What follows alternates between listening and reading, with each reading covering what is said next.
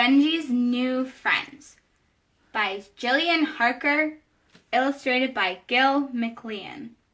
So if we look at our cover, we have 5 different animals. We have a monkey, a horse, a bear, a bunny, and a hippopotamus. I wonder which one of our characters is going to be Benji. If I read on, I'll find out.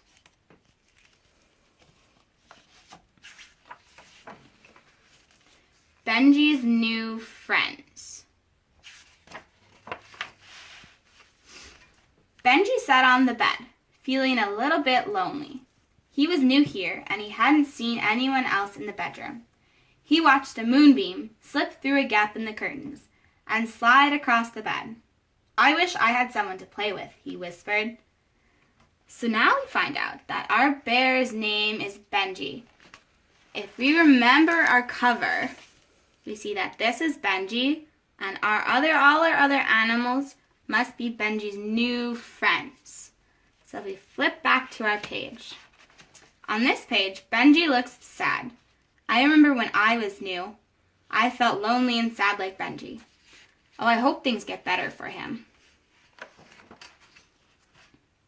"Did I hear someone say they wanted to play?" asked a voice. The lid of the toy box flew open, and out climbed a dangly-legged, spotted horse. "Hi, I'm Dottie, and I love to play." So it looks like our horse here is named Dottie, and we saw her on our cover too. Maybe Dottie will become friends with Benji. Dottie jumped onto the bed and began to bounce up and down. "Where did you come from?" she asked. From the birthday party," replied Benji. "I was a present." Now this passage confuses me a little bit. I'm going to go back and read it over.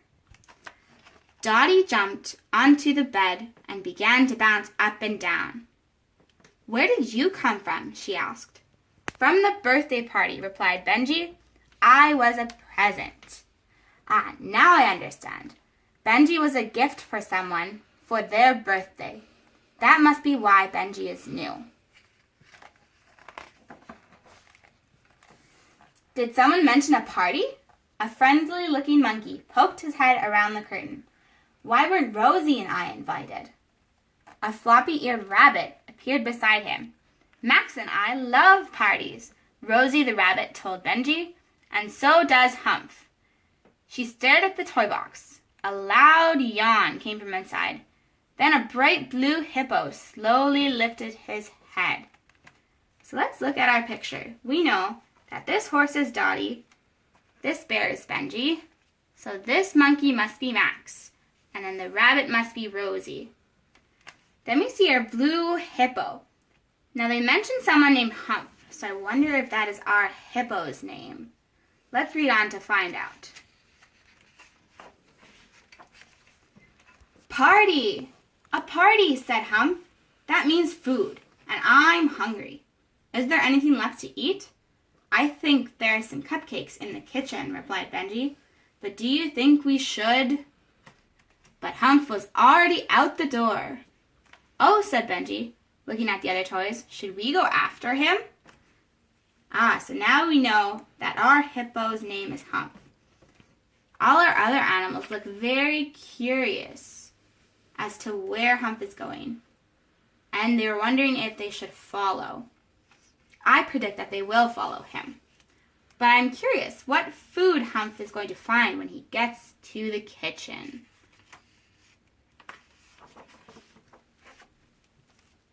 Benji was bumping down the stairs after Humph when Dottie zoomed past. "This is fun," she neighed. "Wait for me," called Benji. Whee! So I was right. The toys decide to follow Benji to the kitchen. But look, Dottie's taking the banister all the way down the stairs. She looks like she's having lots of fun. This banister reminds me of a slide. I've seen people use banisters to go downstairs in movies, and it really does look like a lot of fun. In the kitchen, Humph was about to take a bite out of a leftover cupcake. The candle was already halfway into his mouth. Benji grabbed it just in time. "Excuse me," he explained, "but you aren't supposed to eat that part." "Thanks, Benji. You're smart. I wish I knew things like that," grumbled Humph. It's a good thing Benji decided to follow Humph into the kitchen, because he protected him from eating the candle on his cupcake. Humph must have been very, very hungry to have missed the candle. He must feel thankful to Benji for helping him.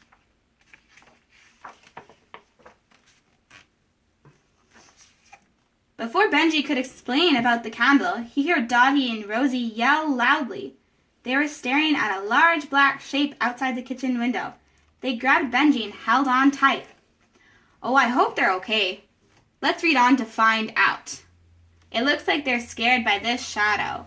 I think this shadow looks like it's going to be a cat." "It's just a cat," Benji said. "No need to worry." "Phew," sighed Rosie with relief. "I wish I could be as brave as you, Benji," laughed Dottie.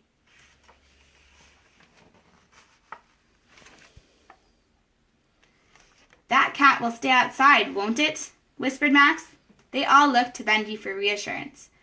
Max had crept across the room and hidden under the table. Humph's knees were shaking. There was a squeaky noise and then a loud clatter. "Don't worry, that's just the cat coming into the kitchen," explained Benji. But Humph and Dottie, Max and Rosie had all raced through the kitchen door and disappeared up the stairs as fast as their legs could carry him. All of our animals looked very afraid, except for Benji. I wonder what he's going to say to our animal friends. Benji found them all back in the bedroom. It took some time to persuade them to come out. "Benji, will you always be here to look after us?" Dottie asked him. Benji gave a tiny little smile. It was nice to feel wanted.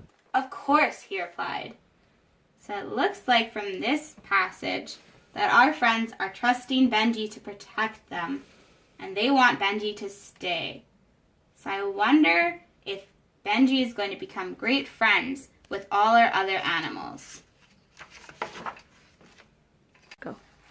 Before I read, I want to look at my picture for some clues.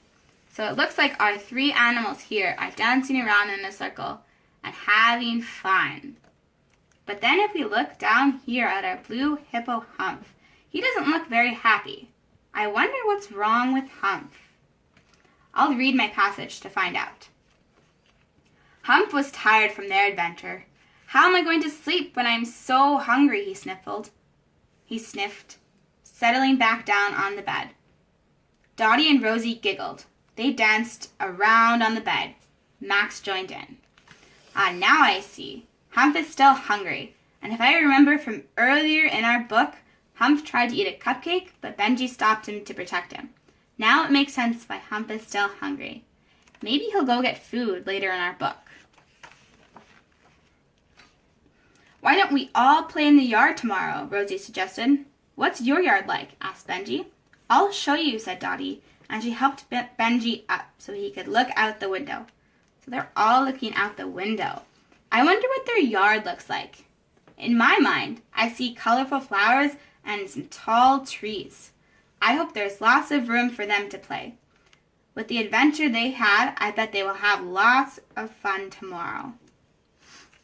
"Wow," he said, "it looks really exciting. Are you going to play in the yard, Humph?" "Humph," said Humph sleepily. "It's such a long way to the yard. I might just take a nap instead." Benji smiled at his sleepy new friend.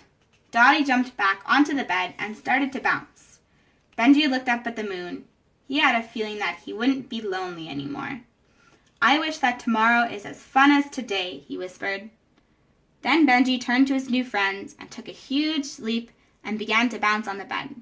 "Here's to friends," he laughed. I'm glad Benji is feeling less lonely. If we look at our pictures, he looks a lot happier than if we remember what he looked like in the beginning of our book. I think he's happy because he has some really nice friends now. And if we look at our other toys, they all have smiles on their faces too. All the other toys look happy to have Benji as his friend. That was a happy ending.